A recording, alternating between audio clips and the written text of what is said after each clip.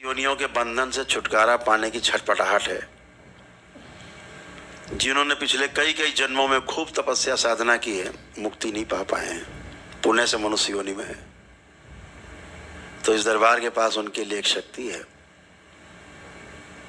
वहाँ के लोकल लोग भी आते हैं, अंग्रेज लोग भी आते हैं, कनाडा से, अमेरिका से, ऑस्ट्रेलिया से, यूरोप से, पूरे विश्व से लोग यहाँ आते हैं। बहुत लोग आते हैं, अभी बैठे होंगे। वहाँ के लोकल लोग भी आते हैं, अंग्रेज लोग भी आते हैं, कनाडा से, अमेरिका से, ऑस्ट्रेलिया से, यूरोप से। महीने महीने में रख के जाते हैं यहाँ पे, पूरे आनंद में होके जाते हैं। उसके बाद हम लोग कहते हैं दरबार वहाँ बनाएंगे, वो कहते हैं हम अपना घर बार बेच के इंडिया आ रहे हैं, भारत आ रहे हैं, यहाँ कुछ नहीं है। उनकी ये घोषणा है कि अपना अपना घर बेच के हम लोग भारत चल रहे हैं और वहाँ रहेंगे भारत में। वहाँ तो अद्भुत है। क्यों अद्भुत है? एक बड़ी बात है, संत समाज बैठा है, इस बात को समझता है, इसलिए इसको बोल देते हैं।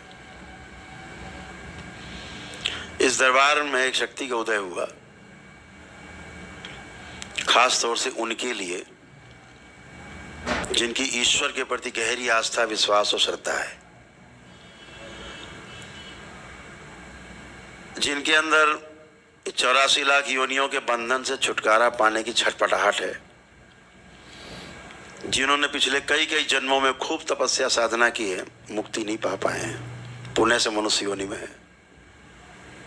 तो इस दरबार के पास उनके लिए एक शक्ति है,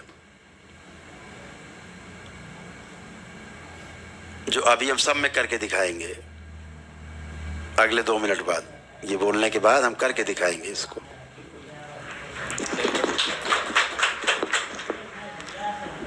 और ये 100 लोगों में की जा सकती है, एक साथ 1000 लोगों में की जा सकती है, 10,000 लोगों में, लाखों लोगों में की जा सकती है।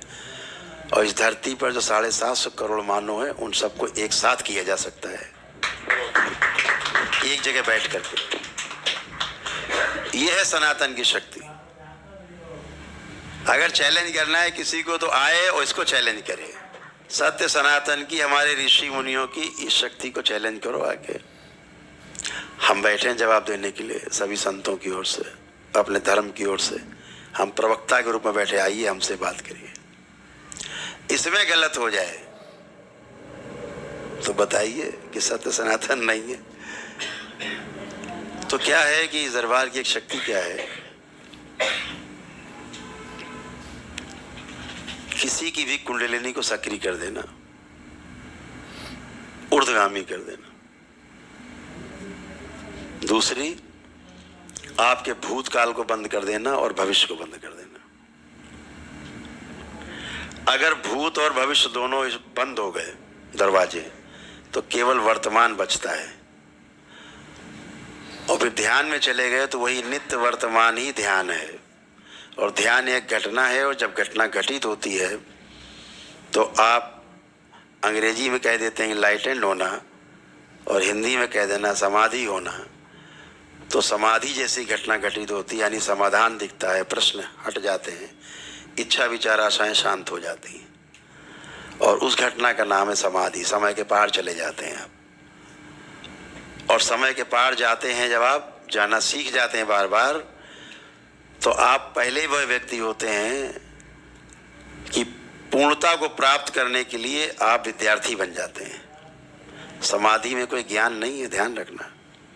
समाधि एक घटना है, समाधि एक अर्हता है, समाधि एक एलिजिबिलिटी है, एक योग्यता है। समाधि, जिसको समाधि प्राप्त हो गई, वो इस योग्य हो गया कि अब वो है पूर्णता में लीन हो सकता है। अब संयम से, समाधि पूर्वक संयम से ज्ञान को उपलब्ध हो सकता है। समाधि में होना ज्ञान को उपलब्ध होना नहीं है मेरी दृष्टि में। क्षमा करेंगे हम सभी संत समाज के लोग, आपके कुछ विचार हो सकते हैं। हम जो देखते हैं, जो अनुभव करते हैं, भी आपको भी कराएंगे। तो इस दरबार में वो शक्ति आपके भूत और भविष्य को स्तंभित कर देती, बंद कर देती। तो आप ना तो भूतकाल के बारे में कुछ देख पाएंगे और ना भविष्य के बारे में कुछ देख पाएंगे। आकलन नहीं, कि बंद हो जाएगा काम करना। तो क्या होगा? वर्तमान में रहेंगे, फिर जब आप ध्यान करेंगे तब आपको लगेगा वाह किधर जा रहे हैं, ध्यान ही नहीं हटेगा।